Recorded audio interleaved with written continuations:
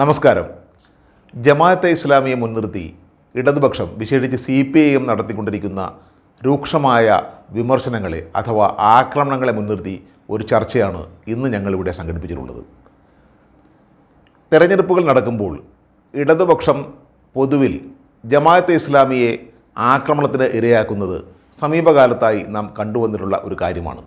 കഴിഞ്ഞ 2 തെരഞ്ഞെടുപ്പിലും ജമാഅത്തെ ഇസ്ലാമി മുൻകൈയെടുത്ത് രൂപം കൊടുത്തിട്ടുള്ള വെൽഫെയർ പാർട്ടി UDF മുന്നണിയെ പിന്തുണക്കാൻ തീരുമാനിച്ചതിൻ്റെ ഫലമായി ഇടതുപക്ഷം വെൽഫെയർ പാർട്ടിക്കെതിരെയും ജമാഅത്തെ ഇസ്ലാമിക്കെതിരെയും അതിരൂക്ഷമായ വിമർശനങ്ങളാണ് നടത്തിയിട്ടുള്ളത്.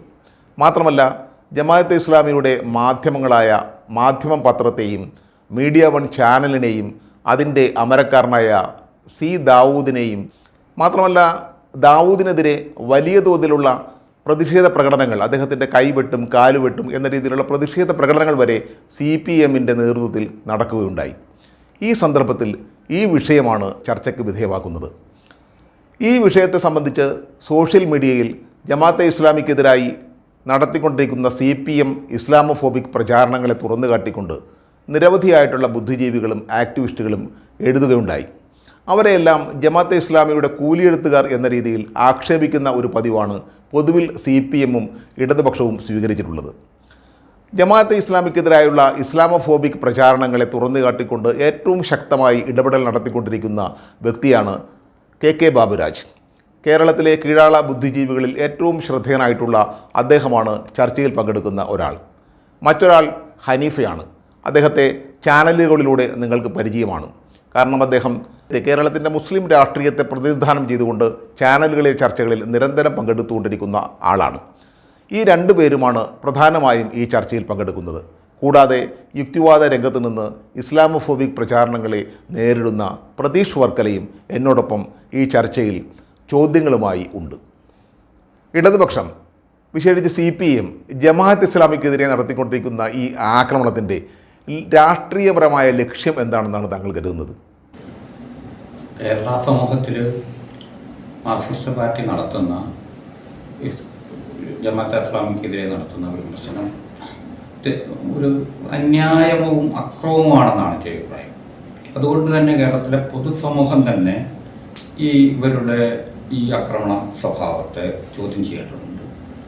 അതിന് കാരണം എന്ന് പറഞ്ഞാൽ എങ്കിൽ പോലും കുറച്ച് പേരെങ്കിലും അങ്ങനെ ചോദ്യം ചെയ്യാനും തുടങ്ങിയിട്ടുണ്ട്. പണ്ടാണ് അങ്ങനെ ഉണ്ടാവരുന്നില്ല. കാരണം ഒരു അടിസ്ഥാനവും ഇല്ലാത്തത് ഒക്കെയായ കുറേ കാര്യങ്ങൾ ഉന്നയിച്ചുകൊണ്ട് നിരന്തരമായിട്ട് ഒരു വിഭാഗത്തെ ഒരു സംഘടനയെയും അവരുടെ നേതൃത്വത്തെയും അവരുടെ മാസികകളുടെയും സംഘടനാ പ്രവർത്തനങ്ങളെയും എല്ലാം നിരന്തരമായി പിശാചുവൽക്കരിക്കാനാണ് ചെയ്യുന്നത്, ഡെമണൈസ് ചെയ്യുകയാണ് ചെയ്യുന്നത്. അതിൻ്റെ പിന്നിൽ ഇസ്ലാമോഫോബിയ ഉണ്ടെന്നുള്ളൊരു സത്യം. ഈ ജമാഅത്ത് ഇസ്ലാമിക്കെതിരെ ഇടതുപക്ഷവും അതിൻ്റെ ബുദ്ധിജീവികളും CPMകാരും വളരെ വർഷങ്ങളായി നടത്തിക്കൊണ്ടിരിക്കുന്ന ഒരു പ്രധാനപ്പെട്ട ആരോപണമാണല്ലോ അവർ മതരാഷ്ട്രവാദികളാണെന്നുള്ളത്. വാസ്തവത്തിൽ ജമാഅത്ത് ഇസ്ലാമി എന്നല്ല ഏതെങ്കിലും ഒരു മുസ്ലിം സംഘടന ഇന്ത്യയിൽ മതരാഷ്ട്രവാദം എന്നൊരു ആശയം മുന്നോട്ട് വെച്ച് പ്രവർത്തിക്കുന്നതായി താങ്കൾക്ക് തോന്നിയിട്ടുണ്ടോ?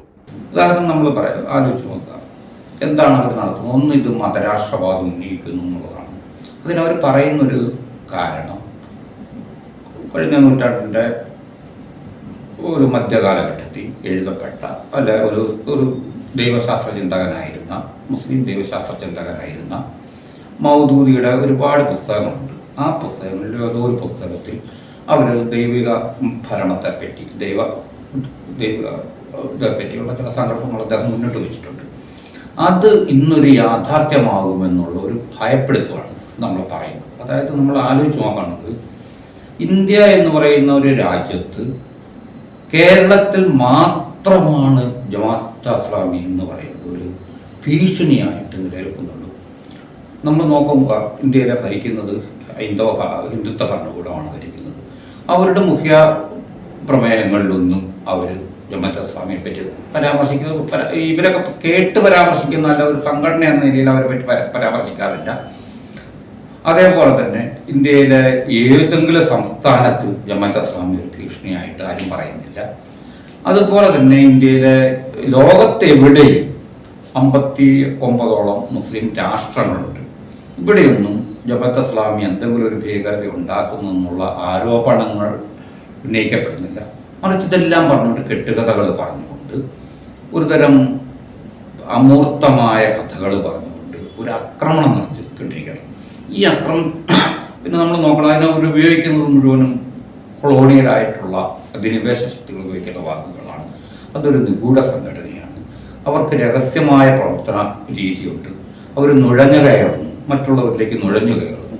ഇതൊക്കെ ആദ്യ 18-ാം നൂറ്റാണ്ടിലും 16-ാം നൂറ്റാണ്ടിലുമൊക്കെ കൊളോണിയൽ ശക്തികൾ ഈ നമ്മുടെ പോലുള്ള പിന്നണി ജനതകളിലേക്കും പിന്നണി പ്രദേശങ്ങളിലേക്കും അതിക്രമിച്ച് കയറുന്നതിനുള്ളിൽ അവിടെയുള്ള തദ്ദേശീയവാസികളായ ജനവിഭാഗങ്ങളോട് ഉപയോഗിച്ച ഭാഷയും വാക്കുകളും തന്നെയാണ് ഉപയോഗിക്കുന്നത്.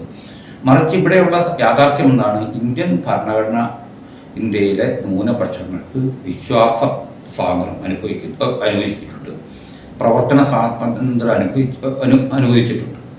അതേപോലെ തന്നെ അവർക്ക് പ്രചരണ സ്വാതന്ത്ര്യം, മതപരിവർത്തനം നടത്താനുള്ള അവകാശമടക്കമുള്ളവ കൊടുത്തിട്ടുണ്ട്, സമാധാനം. പക്ഷെ ഇവിടെ ഒറ്റ കാര്യം മാത്രമാണ് നോക്കാനുള്ളൂ. ഒന്ന്, അവർ നിയമവിധേയമായി പ്രവർത്തിക്കുന്നുണ്ട്. അത് മാത്രമാണ് സ്റ്റേറ്റിനെ ബാധിക്കുന്ന ഒരു കാര്യം മാത്രമേ ഉള്ളൂ. ബാക്കിയുള്ളതെല്ലാം ഇന്ത്യയിൽ പലതരത്തിലുള്ള അവരുടെ ആചാരങ്ങൾ, ഇപ്പം സിഖുകാരെ നമ്മൾ നോക്കുക, ഒരു പ്രത്യേക ആയുധം പോലും ധരിച്ച് ആണ് അവിടുത്തെ അതിലെ ആണുങ്ങൾ നടക്കാറുള്ളത്, കൃപാണം ധരിച്ചാണ് നടക്കുന്നത്. സവിശേഷമായ വസ്ത്രങ്ങൾ പല വിഭാഗങ്ങൾ നടത്തുന്നുണ്ട്. പിന്നെ ഇന്ത്യയിലെ ക്രിസ്തു മതത്തിനകത്ത് തന്നെ വളരെ കമ്മ്യൂണിറ്റി ഉപവിഭാഗങ്ങളുണ്ട്. അതിൽ ദൈവത്തോട് മാത്രമേ ബന്ധമുള്ളൂ, അല്ലെങ്കിൽ അവരോട് മാത്രമാണ് നമസ്കരിക്കുക പോലും ചെയ്യില്ല, പിതാവിനോട് മാത്രം, അങ്ങനെയുള്ള ഉപവിഭാഗങ്ങളുണ്ട്. പെന്തക്കോസ്തുകാരൊക്കെ എന്ന് പറഞ്ഞാൽ പലതരത്തിലെയും വർജിച്ചവരാണ്, അത് ഉപേക്ഷിച്ചാണ് ജീവിക്കുന്നത്. വാർത്തകൾ പോലും കേൾക്കാതെ നിൽക്കുന്ന ക്രിസ്ത്യൻ വിഭാഗമുണ്ട്. ഇവരോടൊന്നും ഇല്ലാത്ത ശത്രുത ഈ ജമാഅത്തെ ഇസ്ലാമിയോട് ഉന്നയിക്കുന്നതിൻ്റെ പിന്നെ ഒരു ശക്തമായ രീതിയിൽ സവർണ ആധിപത്യത്തെ പറ്റിയുള്ള അതിനൊക്കെ ഇന്ത്യയിൽ നിലനിൽക്കുന്ന സവർണാധിപത്യത്തെ ഹിന്ദുത്വത്തെയും വഴിതിരിച്ചു വിടാനുള്ള ഒരുതരം മധ്യവർഗ റെട്ടറിക്കാണ്, വാചാടോപമാണ് ഉപയോഗിക്കുന്നത്. ഇതിലൊന്നും നമ്മൾ പരിശോധിച്ച് കഴിഞ്ഞാൽ നമ്മൾ പറഞ്ഞ പോലെ ഉള്ളി പൊളിച്ച പോലെ ഇരിക്കും. ഇവരുടെ വിമർശനം കണ്ടു കഴിഞ്ഞാൽ ഒന്നുമില്ല. പക്ഷെ ആവർത്തിച്ചുകൊണ്ടിരിക്കും ഒരേ വിമർശനം തന്നെ. 25 വർഷം മുമ്പ് ചിലർ ഉന്നയിച്ച ആരോപണം തന്നെ വീണ്ടും തരതിരിച്ച് അതും പറഞ്ഞ് ഇങ്ങനെ അങ്ങോട്ടും ഇങ്ങോട്ടും ആവർത്തിക്കും. ഒരു തന്നെ എന്താ പറയുക, ഒരു പോണോഗ്രാഫി എന്ന് പറയാം. പോണോഗ്രാഫിയുടെ ഒരു പ്രത്യേകത എന്ന് പറയുക ആവർത്തനമാണല്ലോ. ഇങ്ങനെ ആവർത്തിച്ചുകൊണ്ടിരിക്കുന്നു. ഈ ആവർത്തനത്തിനെതിരെ മറുപടി പറഞ്ഞു കഴിഞ്ഞാൽ ഉത്തരയില്ല. വീണ്ടും കുറച്ച് കഴിയുമ്പോൾ ഇത് തന്നെ ആവർത്തിച്ചുകൊണ്ടിരിക്കുന്നതിലൂടെ ഇവർ പുലർത്തുന്ന ഒരു നെക്രോമാനിക് പൊളിറ്റിക്സ്, അതായത് നെക്രോ പൊളിറ്റിക്സിൻ്റെ ഒരു മൃത്യു രാഷ്ട്രീയത്തിൻ്റെ ഭാഗമായിട്ടാണെന്നാണ് എനിക്ക് തോന്നുന്നത്. ഇന്ത്യയിൽ എവിടെയും മുസ്ലിങ്ങൾ, ഒരു മുസ്ലിം സംഘടനയും മതരാഷ്ട്രവാദം എന്ന് പറയുന്ന കാര്യം ഉന്നയിച്ചിട്ടില്ല സ്വാതന്ത്ര്യത്തിന് ശേഷം. മാത്രമല്ല പാകിസ്ഥാൻ പോലും ഒരു മതരാഷ്ട്രവാദമായിട്ട് ഉന്നയിച്ച ഇതല്ല, മറിച്ച് അത് ഉന്നയിക്കപ്പെട്ടത് ദേശീയതയുടെ അകത്ത് രൂപപ്പെട്ട സംഘർഷങ്ങളുടെ അകത്ത് രൂപപ്പെട്ട ശാക്തിക വിഭജനങ്ങളിലൂടെ രൂപപ്പെട്ടതാണ്. അതിന് മുസ്ലിങ്ങളല്ല യഥാർത്ഥത്തിൽ അതിന് കാരണക്കാർ, മറിച്ച് അന്നത്തെ രാഷ്ട്രീയ സംഘടനകൾ, മുസ്ലിം ലീഗും അതേപോലെ തന്നെ ഹിന്ദുത്വം, ഇന്ത്യയിലെ ദേശീയ പ്രസ്ഥാനത്തിനകത്തുണ്ടായിരുന്ന ഹിന്ദുത്വ ധാരകൾക്ക് തന്നെ പാകിസ്ഥാൻ വിട്ടുപോകണമെന്ന് ആഗ്രഹമുണ്ടായിരുന്നു. അങ്ങനെ ഉണ്ടായ ദേശീയ സംഘർഷങ്ങൾക്കുള്ളിലുണ്ടായ ഒരു രാഷ്ട്രമാണ് പാകിസ്ഥാൻ. ഈ പാകിസ്ഥാൻ പോലൊരു മതരാഷ്ട്രമായിട്ട് രൂപപ്പെട്ടതല്ല. അതാണ് നമ്മൾ മനസ്സിലാക്കണം. പിന്നീടുണ്ടായത് ഇന്ത്യയിൽ ഒരു സംഘടനയും മതരാഷ്ട്രവാദം വെക്കുന്നില്ല എന്നുള്ളതാണ്.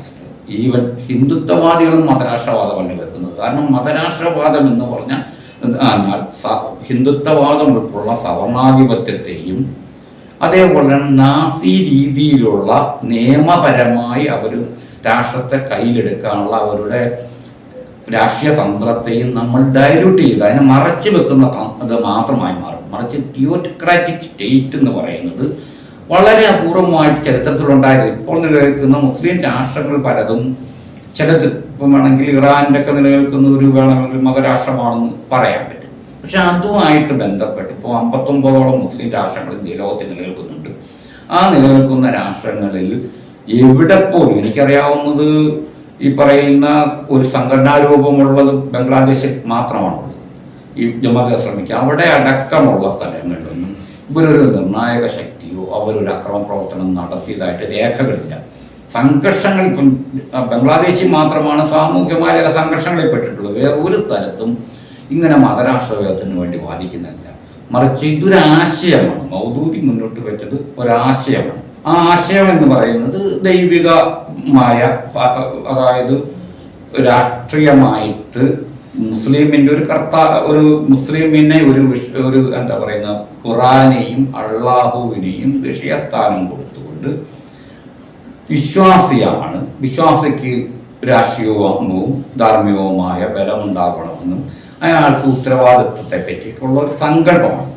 അതൊന്നും മതരാഷ്ട്രവാദമായിട്ട് വികസിക്കുകയില്ല. ഈ ജമാഅത്തെ ഇസ്ലാമി മുന്നോട്ട് വെക്കുന്നത് മതരാഷ്ട്രവാദം അല്ലെങ്കിൽ ഈ ദൈവരാജ്യം എന്നൊരു സങ്കല്പമാണെന്നും അത് സ്വേച്ഛാധിപത്യത്തിലേക്ക് നയിക്കുമെന്നുമാണല്ലോ പൊതുവിൽ ഇടതുപക്ഷക്കാരിൽ ലിബറലുകൾ ഉന്നയിക്കുന്ന ഒരു പ്രധാനപ്പെട്ട വിമർശനം. അപ്പോൾ എൻ്റെ ചോദ്യം ഇതാണ്, ഈ ഇടതുപക്ഷം അല്ലെങ്കിൽ മാർക്സിസ്റ്റ് പാർട്ടി CPM ഒക്കെ മുന്നോട്ട് വെക്കുന്ന തൊഴിലാളി വർഗ സർവാധിപത്യം എന്ന ആശയം ഈ മതരാഷ്ട്രവാദത്തിൽ നിന്ന് ഏതെങ്കിലും തരത്തിൽ ഭിന്നമായോ അല്ലെങ്കിൽ മഹത്തരമായ ഒരു ആശയമായിട്ട് തോന്നുന്നുണ്ടോ? മാർക്സിസം എന്ന് പറയുന്നതിനും വർഗ സിദ്ധാന്തത്തിനും വലിയൊരു സ്ഥാനമുണ്ടായിരുന്നു. അത് സമൂഹത്തെ വിമോചിപ്പിക്കുന്ന ഒരു ദർശനമാണെന്നും പീഡിതരെ ഉൾക്കൊള്ളുന്നതാണെന്നുള്ള ഒരു സങ്കല്പമുണ്ടായിരുന്നു. മാത്രമല്ല അത് ജനാധിപത്യത്തിൻ്റെ ഉയർന്ന രൂപമാണെന്നുള്ള സങ്കല്പം ഒക്കെ ഉണ്ടായിരുന്നു. കഴിഞ്ഞ നൂറ്റാണ്ടിൻ്റെ മധ്യത്തിൽ വരെ 40-50 വരെ ഉണ്ടായിരുന്നു. പക്ഷേ ഇവയൊക്കെ അധികാരത്തിലേക്ക് വരികയും ഈ പ്രസ്ഥാനങ്ങൾ അധികാരത്തിൽ വന്നു. പല സ്ഥലത്തും മാർക്സിസത്തിൻ്റെ പ്രസ്ഥാനങ്ങൾ അധികാരത്തിൽ വന്നു. റഷ്യയിലും ചൈനയിലും പല ലാറ്റിൻ അമേരിക്കൻ രാജ്യങ്ങളിലും ഏഷ്യൻ രാജ്യങ്ങളിലും ഒക്കെ അധികാരത്തിൽ വന്നു കഴിഞ്ഞതോടുകൂടി ഇവർ നടത്തുന്നത് ഒരുതരം സർവാധിപത്യം തന്നെയാണ്, സ്വേച്ഛാധിപത്യം തന്നെയാണെന്ന് ലോകത്തിന് മനസ്സിലാവുകയും അവിടെയൊക്കെ ജനത തന്നെ അവർക്കെതിരെ വരികയും അവരുടെ പല സ്ഥലത്തും അവരെ സമൂഹത്തിൽ നിന്ന് പിഴുതെറിയുന്ന രീതി ഒഴിവാക്കുകയും ചെയ്യും. അങ്ങനെ ശക്തമായ രീതിയിൽ സാമൂഹ്യമായ ധാർമ്മികമായ ഒരു ശക്തിയായിരുന്നു എന്നുള്ള ഒരു അവകാശവാദം, അതായത് സമൂഹത്തിൻ്റെ ഒരു വിഷയീ സ്ഥാനം ഞങ്ങളാണ് അതിനെ നിയന്ത്രിക്കുന്നത് എന്നുള്ള വലിയൊരു അവകാശവാദമാണ് മാർക്സിസം ഉണ്ടാക്കിയത്. അതിനവർ പറഞ്ഞ മനുഷ്യവംശത്തെ അടുത്ത ഘട്ടത്തിലേക്ക് പ്രവേശിക്കാൻ കഴിയുന്ന അതേ ഉദ്ബുദ്ധതയുള്ളൊരു വിഭാഗം എന്ന നിലയിലാണ് മാർക്സിസം അവകാശപ്പെട്ടെങ്കിൽ ഇവർ അധികാരത്തിൽ വരികയും ഇവരുടെ സംഘടനയൊക്കെ വമ്പിച്ച രീതിയിൽ കൂട്ടക്കൊലകൾ നടത്തുകയൊക്കെ ചെയ്തതോടുകൂടി തന്നെ സമൂഹത്തിനകത്ത് ഇവരെയും കൂടെ ഒഴിവാക്കിക്കൊണ്ടുള്ള പുതിയ ജനാധിപത്യ സങ്കല്പങ്ങൾ ഉയർന്നു. നമ്മൾ ജനാധിപത്യത്തെ പറ്റി വിചാരിക്കേണ്ട ഒരു കാര്യം, ജനാധിപത്യം എന്ന് പറയുന്നത് പുതിയ ആയൊരു കാര്യമാണ്. പലരും വിചാരിക്കുന്ന ജനാധിപത്യം പഴയതാണ്, മാർക്സിസം ഒക്കെ പുതുമയുള്ളതാണ്. സത്യത്തിൽ അതല്ല. സത്യം മാർക്സിസം ഒക്കെ തന്നെയാണ് പഴയത്. ജനാധിപത്യം എന്ന് പറഞ്ഞതാണ് യഥാർത്ഥത്തിൽ ആധുനിക കാലത്ത് ഏറ്റവും താഴ്ന്ന തട്ടിലെ ആൾക്കാരെ ഉൾക്കൊള്ളാൻ കഴിഞ്ഞ ഇത് ജനാധിപത്യം പോലുള്ള സങ്കല്പങ്ങളാണ്. അതുകൊണ്ടാണ് 1950-കളിലൊക്കെ ഈ മൈനേഴ്സ് എന്ന് പറയും, മൈനർ കമ്മ്യൂണിറ്റീസ് ജനാധിപത്യത്തിന് ഈ ന്യൂനപക്ഷ വിഭാഗങ്ങൾ, കറുത്തവർ, ട്രാൻസ്ജെൻഡേഴ്സ്, ലൈംഗിക ന്യൂനപക്ഷങ്ങൾ, പലതരത്തിൽ ഇന്ത്യയിലെ ജാതി വ്യവസ്ഥയ്ക്ക് അനുഭവിക്കുന്ന ജനവിഭാഗങ്ങൾ, ഇന്ത്യയിലെ ദലിതർക്കുള്ളവർ, യൂറോപ്പിലെ അമേരിക്കയിലും വർണ്ണവ്യവസ്ഥയ്ക്ക് കീഴിലെ കറുത്തവരുമുള്ളവർ, പിന്നെ കുടിയേറ്റക്കാർ, അഭയാർത്ഥികൾ, അങ്ങനെയുള്ള ജനവിഭാഗങ്ങളുടെ ശബ്ദവും അവരുടെ ജനാധിപത്യ അവകാശങ്ങൾ രാഷ്ട്രമെന്ന അവർ നിലനിൽക്കുന്ന പ്ലാറ്റ്ഫോമിനകത്ത് അവർക്ക് പുതിയ അവകാശങ്ങൾ ചോദിക്കുകയും അവരുടെ സ്ഥാനത്തെ അവരും പുതിയതൊക്കെ പണിതുകൊണ്ട് പഴയകാലത്ത് മിണ്ടാത്തവരാണ്, ശബ്ദമില്ലാത്തവരോ സംഘടനയില്ലാത്തവരാണെങ്കിൽ ഇന്ന് ശബ്ദമുള്ളവരായി മാറിയതോടുകൂടി സമൂഹത്തിൻ്റെ പൊതുബോധത്തിനകത്ത് ഒരുപാട് വിള്ളലുകൾ വന്നു കഴിഞ്ഞു. പുതിയ തരത്തിൽ ജനാധിപത്യം പുനഃസംഘടിക്കപ്പെടുന്ന ഒരു ഘട്ടത്തിൽ ഈ പുനഃസംഘടനയോട് ശത്രുത പുലർത്തുന്ന ഒരു മധ്യവർഗ സവർണ ആൾക്കൂട്ട അക്രമമാണ് ജമാഅത്തെ ഇസ്ലാമിക്ക് എതിരെ നടത്തുന്നത്. CPM-ഉം ഇടതുപക്ഷ സാംസ്കാരിക പ്രവർത്തകരും സൈബർ പോരാളികളും ഈ ജമാഅത്തെ ഇസ്ലാമിയെ മുൻനിർത്തി ഒരു പിശാചുവൽക്കരണം നടത്തുന്നുണ്ടല്ലോ. ശരിക്കും ഇതിൻ്റെ അന്തിമ ഫലം എന്തായിരിക്കുമെന്നാണ് താങ്കൾ കരുതുന്നത്? മാർക്സിസ്റ്റ് പാർട്ടിക്കാർ മുൻഗണന കൊടുക്കുന്നത് അല്ല, അവരാണ് അത് മുന്നോട്ട് കൊണ്ടുപോകുന്നുള്ള ഇന്ത്യയുടെ ഒരു യാഥാർത്ഥ്യം. അതുകൊണ്ടാണ് കേരളത്തിൽ മാത്രമാണ് ഈ അക്രമം നടക്കുന്നത്, വേറെ എങ്ങുമില്ല. കേരളത്തിലല്ലാതെ നമ്മൾ ഇവരുടെ ലാംഗ്വേജ്, ഇവരുടെ നേതാക്കന്മാർ പ്രസംഗിക്കുന്നതും ഇവരുടെ വായിച്ചു കഴിഞ്ഞാൽ കേരളം ഇപ്പം തന്നെ ഏതാണ്ട് ആറ്റം ബോംബ് വീഴാൻ പോകുന്ന പോലെ ഒരു ഭീതിപ്പെടുത്തുകയാണ് എല്ലാവരെയും.